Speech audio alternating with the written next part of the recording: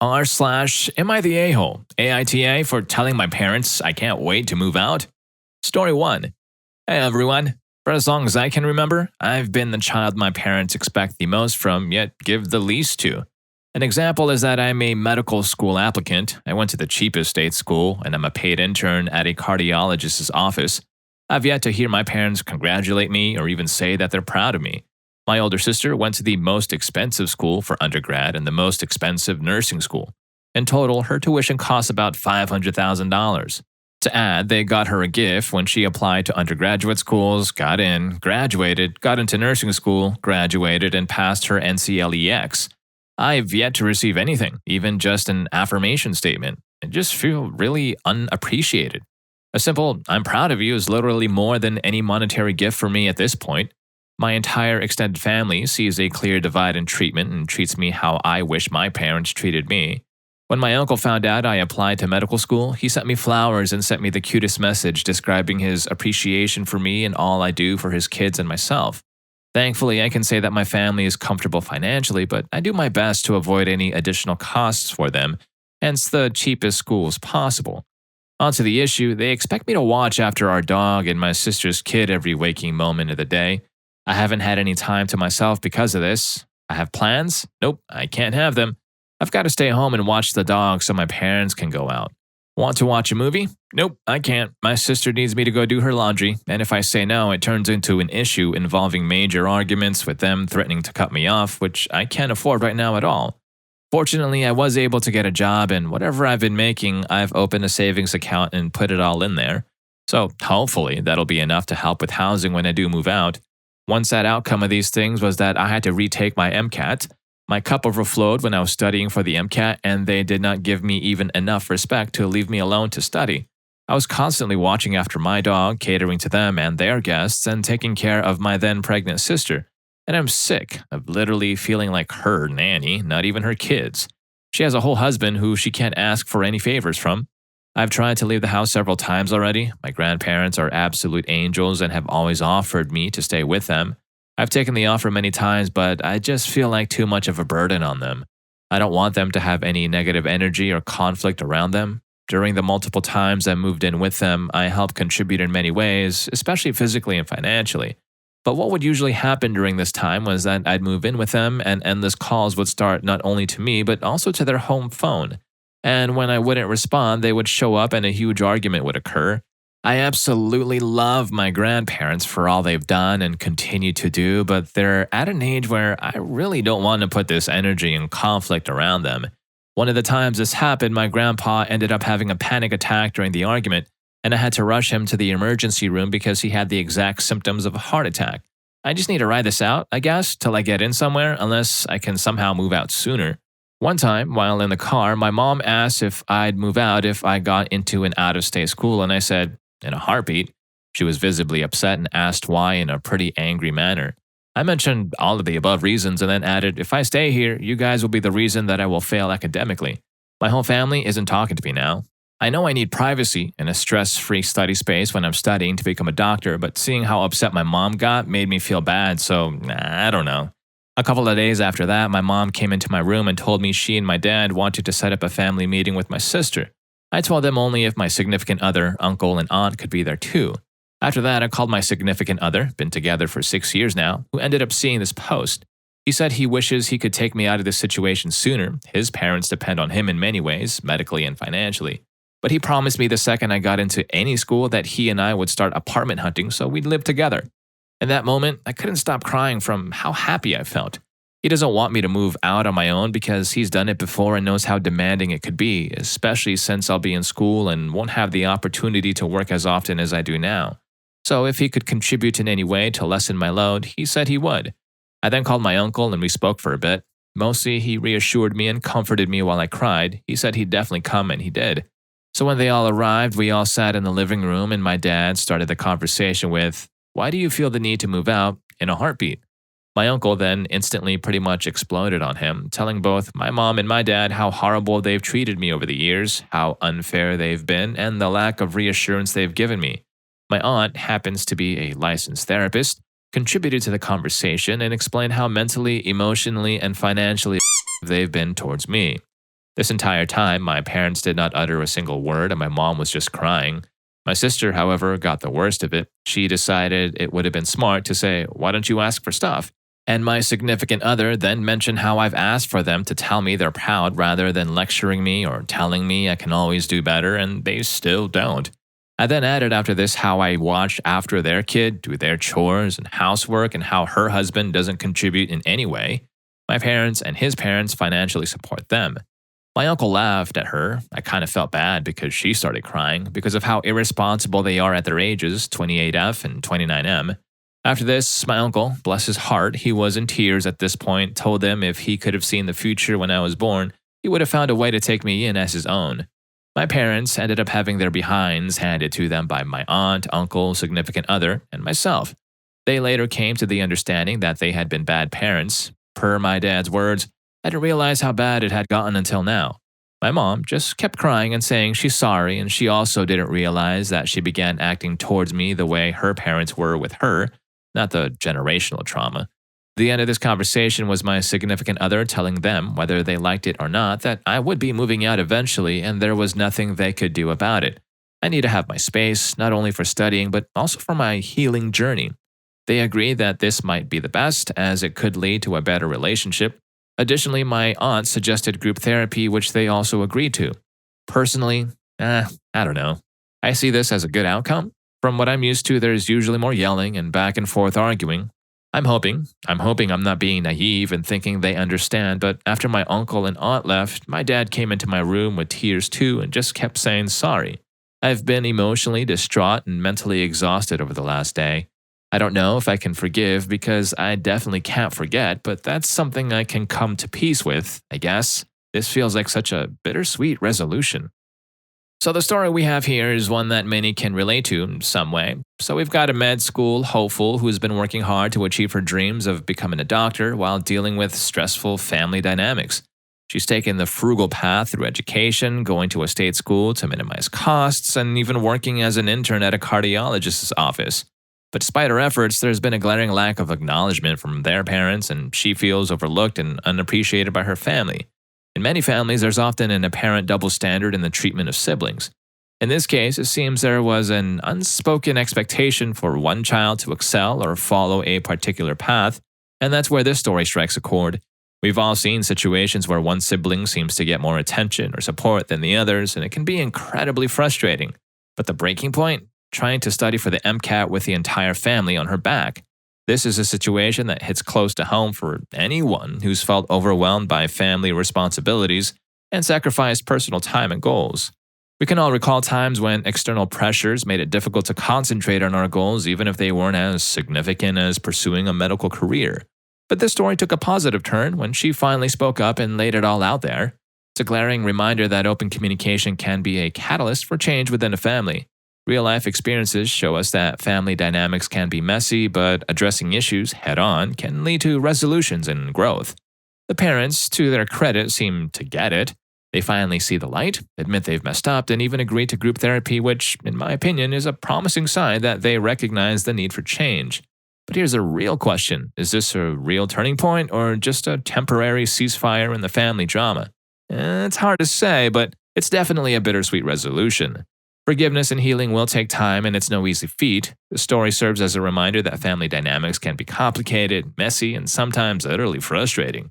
But it's also a testament to the power of speaking up and seeking help when things get tough. What was the worst time you walked in? Rufus Rugs, open up!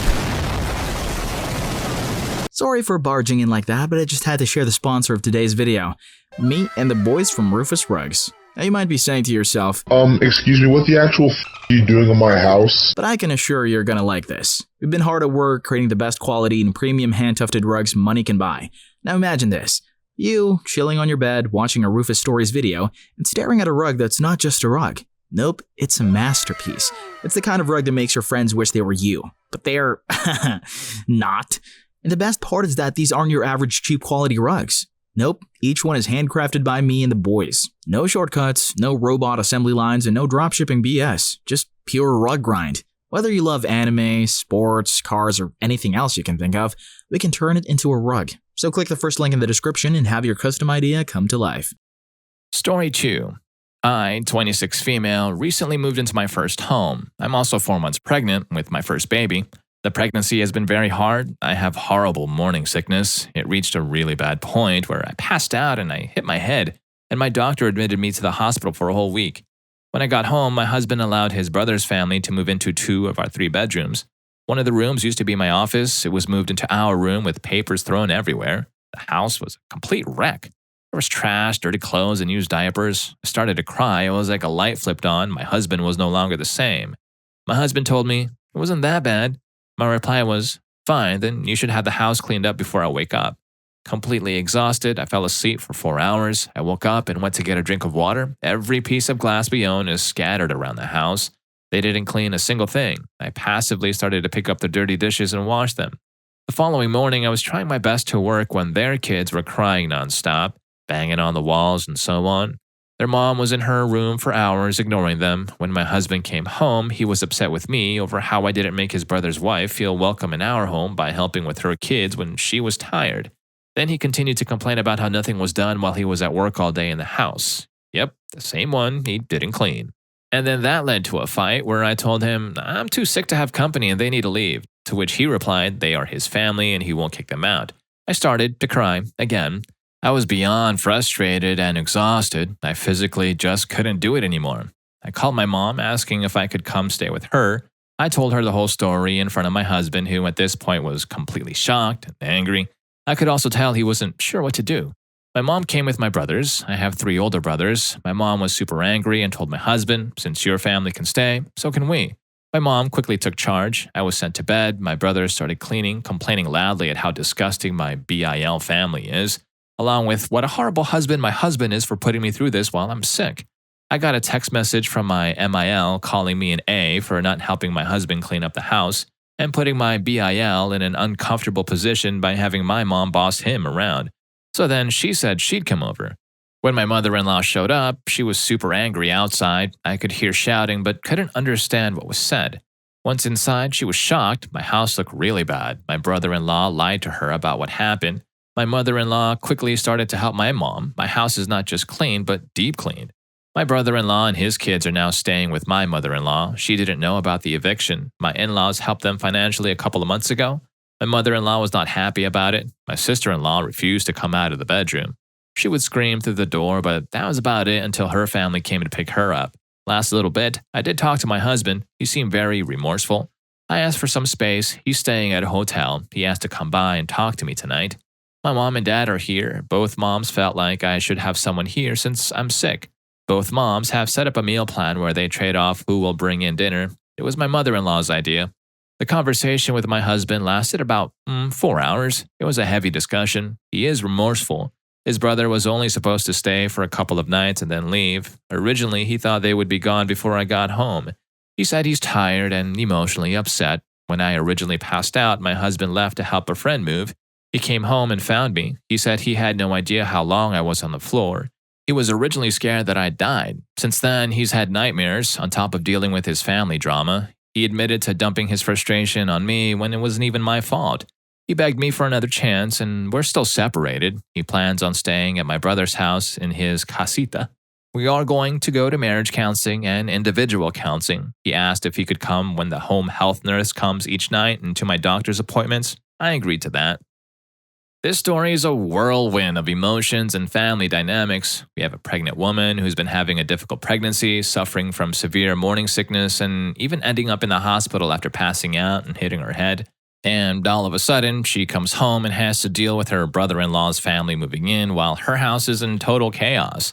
I'm quite confused with her husband's reaction to the situation, as he initially seems to downplay the situation and then becomes upset with her for not making his brother's wife feel welcome. The tension escalates, of course, leading to a fight where she expresses her exhaustion and frustration. I'm glad that the cavalry in the form of her mom and her brothers came. They came to the rescue and started cleaning up the mess while delivering some choice words about the situation. It's a powerful show of support and highlights the family's protective instincts. The situation became even more complicated when the mother-in-law got involved with misunderstandings and confrontations flying left and right. However, she eventually pitches in to help clean up the house after the air is cleared of confusion. As for the husband, he seems to have had a moment of clarity. realizing the stress he's caused and the toll it's taken on his pregnant wife. They're separated for now, but it looks like they're taking steps towards reconciliation through counseling. In the midst of all the chaos, it's heartwarming to see both mothers stepping in to provide support and even arrange a meal plan. It's a reminder that family can be a source of both challenges and comfort during difficult times. Story 3. I, 28 female, have a niece, 16 female. She is my sister's only child. 2 years ago, I married a very wealthy man, and because of the pandemic, last Christmas was my first with my in-laws. My mother-in-law gifted me a coat that is worth more than $20,000. I saw her wearing it, asked her where she bought it, and she said that it would be my Christmas gift from her, so she bought a new one identical to hers to give to me as a gift. I was visiting my sister last January when my niece saw it. She Googled the brand and showed me how much it really was. I won't lie, I didn't wear it after that because I was afraid of ruining it. Last week, I wore it while visiting my sister. While I was putting it back on to leave, I felt something go splat on my back, then my niece started cackling and the smell of paint hit me. I was so pissed off while she was not apologetic at all. Her mom screamed at her and said she was grounded, then she said she would pay for the dry cleaning. While I was in my car, still in shock, by the way, I got an alert that my niece had posted a reel. It was of her doing a prank on me, and she said, "I'm going to hit my aunt's $20,000 coat with a paint-filled balloon to see how she reacts." I saved it on my phone, sent it to her mom, and told her that a week's grounding is not enough. She did not reply, but I saw that my niece took it down, had gotten less than 5 views by then. The next day, I found out my coat could not be saved, so I called my sister and told her that her daughter had to pay it back. Well, we got into an argument, and she said that they would not be paying for it, and if I wanted a new one, I should go get my husband to buy it for me. I think that they should pay for it. They can afford to. In my honest opinion, they should sell my niece's car and pay me back my money. We did not reach an agreement, so I told her that I would be suing and reminded her that I would have video evidence that her daughter A, did it on purpose for online clout, and B, knew exactly how expensive it was. When my husband got home, I told him what happened and showed him the video. He asked if I spoke with my brother-in-law, and I said no, all my conversations were with my sister. He said that he would take care of it. Now, a disclaimer, I understand nothing when it comes to insurance claims, and this is what my husband told me what happened. My husband talked with my brother-in-law, told him exactly what happened, and showed him the prank video. Then he told him that the coat was insured, we would be filing a claim and submitting the video, and we might have to file charges for the claim. Then he told them that one of two things might happen. After our insurance pays us, they will come after them. If their insurance pays, their premiums will skyrocket. If it doesn't, they might sue them and get a lien on their house. My brother-in-law asked if there was a way he could pay us without involving insurance. My husband told him that that was what we wanted at first, but that my sister insisted that they would not be paying us back. Apparently, my brother was not in the know, and he was very pissed off at what my niece did and my sister's response. So they came to this solution. My niece's car will be sold, and if it doesn't fetch the whole compensation money, she will have to get a job and pay me the whole check until it is paid off. Also, she's grounded for the rest of the school year. So, AITA? This story unfolds as a family dispute triggered by an unfortunate prank that takes a dire turn. In the spotlight, we have a well-off aunt in possession of a coat worth more than most people's cars. Her teenage niece, driven by misguided humor, decides to pull a prank by throwing paint onto the priceless coat. Understandably, the aunt becomes wary of wearing it to prevent further harm. Now, here's where the plot thickens. Despite the clear need for her niece to take responsibility for the damage, the niece's mother, the aunt's sister, surprisingly refuses to foot the bill for the coat. It's a baffling reaction, raising questions about parental responsibility. After all, teaching children to own up to their actions is a fundamental aspect of parenting, isn't it? Instead of addressing her daughter's actions, the sister suggests that the aunt should rely on her wealthy husband to replace the coat. Understandably, this doesn't sit well with the aunt. While her husband could indeed afford to replace it, the responsibility shouldn't fall on him as he wasn't involved in the incident. Faced with this impasse, the aunt decides to take legal action, a reasonable step when two parties can't find common ground for a resolution. Her husband steps in, initiating a conversation with his brother-in-law, the father of the niece. He presents the damning prank video and informs them of their intent to file an insurance claim and possibly pursue legal charges. What's particularly surprising is that the brother-in-law, seemingly unaware of the prank, sides with the aunt. He agrees to sell his daughter's car to cover the damages. This turn of events demonstrates the importance of addressing actions and their consequences within the family unit. In the end, this story sheds light on the intricate web of family dynamics, responsibility, and the weight of consequences. It serves as a reminder that resolving family matters often requires a delicate balance of empathy, accountability, and compromise. So if you enjoy these stories, you won't want to miss r/entitled parent. Parents decided to cancel my birthday. You won't believe story 2. Also, be sure to hit that like button and subscribe to our channel to stay in the loop about our upcoming videos, and I'll see you at the next one.